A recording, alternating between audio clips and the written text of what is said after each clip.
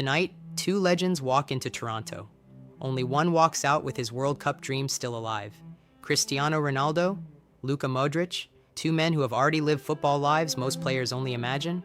Champions League nights, Ballon d'Or glory, international heartbreak, impossible comebacks, and now, possibly one final World Cup knockout match. Portugal versus Croatia is not just a round of 32 game. It is not just another fixture on the bracket. It is a collision between two eras, two football cultures, two old warriors still standing while the tournament around them becomes younger, faster, and more brutal. And by the end of tonight, one of their World Cup stories may be over forever. But here's the twist. This match is being sold as Ronaldo versus Modric, and of course, that makes sense. They were teammates at Real Madrid, they won everything together, they shared the same dressing room, the same pressure, the same impossible standard. Ronaldo was the finishing blade, Modric was the heartbeat behind it. One destroyed games with goals, the other controlled games with silence. One became the symbol of obsession, the other became the symbol of elegance. And now, years later, they meet again. Not as teammates, not as club legends, but as captains of two countries that refuse to let go. That is the movie poster. That is the headline. That is the reason everyone clicks. But it is not the whole story, because Croatia's coach already said it clearly. This game is not only about Ronaldo and Modric, it is about the midfield. And that is where the real battle begins. Portugal have names that can hurt you from everywhere. Bruno Fernandes can turn one loose ball into a chance. Vitinha can control rhythm. João Neves can bring energy, aggression, and pressure. And Ronaldo, even now, still changes how defenders breathe. You cannot ignore him. You cannot relax around him. You cannot treat him like a normal striker. Because even if he touches the ball only once, that one touch can become a headline. But Croatia are different.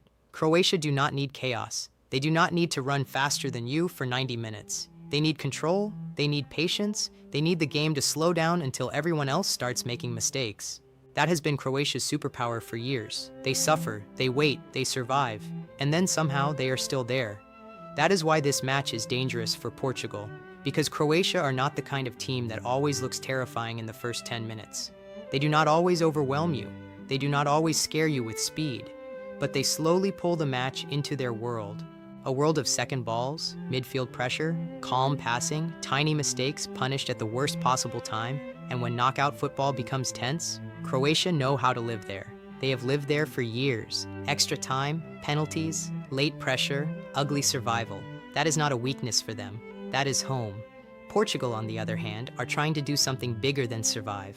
They are trying to convince the world that this squad is still built for a deep run. They have talent everywhere. They have experience, they have attacking options. They have one of the most famous players in the history of the sport, but their group stage was not perfect. One win, two draws, enough to go through, not enough to silence every doubt, and that is why this game matters. Because Portugal do not just need to beat Croatia, they need to show they can control a serious knockout opponent. They need to show they can handle pressure without becoming emotional. They need to show they are more than a team waiting for one Ronaldo moment. Because if this match becomes only about emotion, Croatia will not be scared. Croatia have seen emotion before. They have broken bigger storms than this. For Modric, this match carries a different weight. He is not just fighting Portugal, he is fighting time. Every step now feels like it could be the last step on a World Cup pitch. Every touch feels like it belongs to a closing chapter, and that is what makes Modric so dangerous. Because players like him do not need to dominate with speed.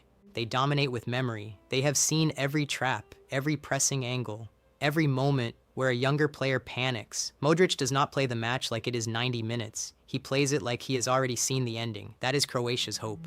Not just his talent, his calm, his brain, his refusal to make the moment bigger than the ball, but Ronaldo is chasing something else. Ronaldo is not calm in the same way. He is hunger turned into a human being. At this stage of his career, every World Cup match feels like a door that may never open again. He has won almost everything football can offer, but the World Cup still sits there, the one mountain he has never climbed. And that changes the feeling of this match.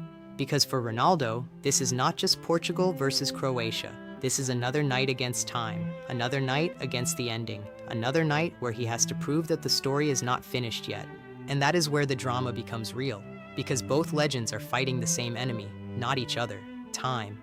Ronaldo is trying to outrun it. Modric is trying to outthink it. And tonight, time will take one of them. That is what makes this match bigger than a preview. It feels like football closing a chapter in public.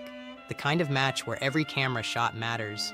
Ronaldo looking at the sky, Modric adjusting his armband, the tunnel walk, the anthem, the first touch, the final whistle. Because somewhere inside this game, there may be a moment we do not understand until later. A last sprint, a final pass, a missed chance, a penalty, a hug at full time. Football does this all the time. It gives you a match, and only afterward do you realize you were watching history leave the room. Tactically, the question is simple. Can Portugal speed the game up? Can they attack Croatia before Croatia settle? Can they use their midfield to break lines quickly instead of letting Modric and Croatia breathe? If Portugal make this match open, they have the weapons to hurt Croatia. But if Croatia slow it down, if they make it tense, if they make Portugal feel the weight of every missed chance, then this becomes exactly the kind of match Croatia know how to steal. That is the danger. Portugal have the star power. Croatia have the scar tissue. Portugal have the brighter attack. Croatia have the darker memory of knockout survival. And in World Cup football, sometimes memory is more useful than beauty. This is not about who looks better on paper. Germany looked better on paper. Netherlands looked better on paper. This tournament has already warned us. The bracket does not care about reputation. It does not protect legends. It does not protect favorites. It does not protect beautiful stories. It only asks one question. Can you survive tonight? For Portugal, survival means keeping Ronaldo's final dream alive. For Croatia, survival means giving Modric one more stage. But one of them will lose that dream. One dressing room will go silent. One captain will stand on the pitch longer than everyone else. One legend will have to look at the stadium, breathe it in, and wonder if that was the last time. That is the cruelty of this match. It gives us nostalgia. Then it demands a victim. Portugal versus Croatia. Ronaldo versus Modric. One survives, one goes home. And maybe years from now, when people talk about the final chapters of these two giants, they will come back to Toronto, to this night, to this knockout match, to the moment football asked two legends for one more miracle, and only gave room for one.